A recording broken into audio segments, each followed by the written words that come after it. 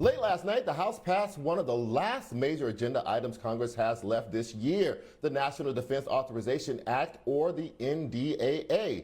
The $768 billion defense authorization bill includes a 2.7% raise for military service members, $300 million for Ukraine's military, and $740 billion for the Defense Department, which is a $25 billion more than President Biden requested and about 5% more than last year's budget. But although the bill passed with bipartisan support, it wasn't without harsh criticism by some. Congressman Anthony Brown wrote this letter to fellow members of Congress, the Congressional Black Caucus, urging them to oppose the bill when it came to the House floor, writing this: "It is an unconscionable failure to deliver a National Defense Authorization Act that does not meet the values of equity and justice for which we have long strived, or a bill that does not meaningfully protect the foundations of our democracy." As the Washington Post noted, Brown, who served in the Army for 30 years before joining Congress, had been a key force behind efforts to more broadly overhaul military justice and combat extremism in the ranks. Both provisions were left out. The congressman tweeted this moments after the bill was passed.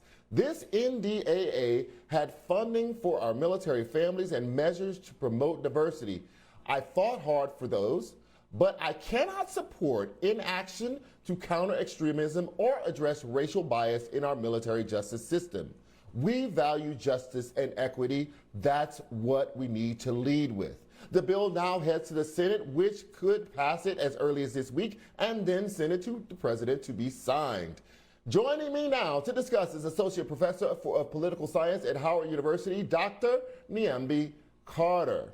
So, Dr. Carter, how do they deal with this? If the Black Caucus, at least some members, were opposed to it, it still passed the House with bipartisan support. Do you foresee the same thing happening in the Senate, that it's just going to pass regardless of the fact that these provisions are not in the bill? Well, it's quite likely. I mean, most people like defense spending. That's usually something that both parties are supportive of.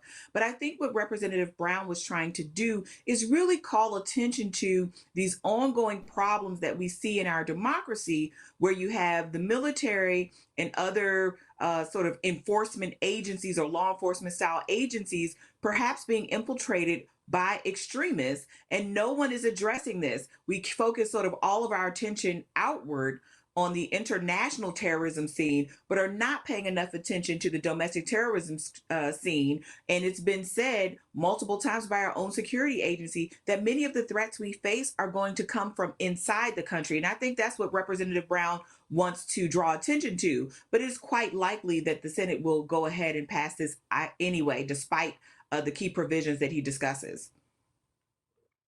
The other thing he was trying to draw attention to was inequity and bias in the prosecutorial process within the military. How will that be dealt with, if at all, if it is not included in this bill?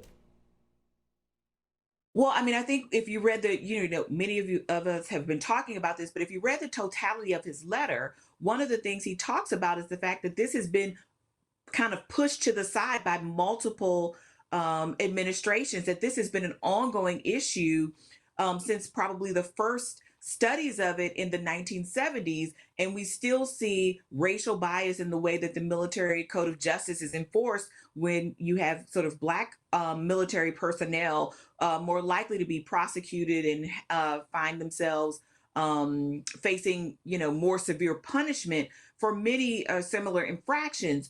So I think this is going to continue down this road. I mean, and it's nothing, even if this doesn't pass with the provisions, there's nothing that prevents the military from doing things on their own to make sure that the military code of justice is enforced in a more equitable fashion. So it doesn't just have to come from the federal government on high. The military could be more proactive in making sure that these kind of inequities don't persist.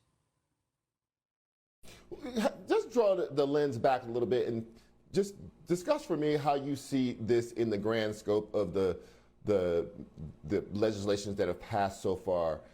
In several cases, including this one, provisions that were directly aimed at protecting black people or promoting black people or supplying aid for black people were pulled out of bills that have passed. How do you see that as a kind of a grand track record of this Congress? Well, look, I think anytime we start talking about things that are specific to Black people, there seems to be a backing off of it in favor of this notion of bipartisanship. We've sort of fetishized bipartisanship as if it actually means something, but it doesn't mean anything if both parties aren't really trying to do the most for the least of us, right? As citizens, that's sort of what we hope Congress is there to do, and what we hope our government is there to do is to ensure that the citizens who are the least protected are given the most attention. And in this particular case, and in many others, those citizens happen to be Black people. But what you see consistently is sort of a bagging off of those things once it's sort of highlighted that Black people will be the primary beneficiaries. And I think that's what makes people so exhausted here. And I think that's what Representative Brown was getting to, because this is not disconnected from January 6th and all of these other moments, right? Where he is trying to tell people and ring on the alarm that when we're talking about our armed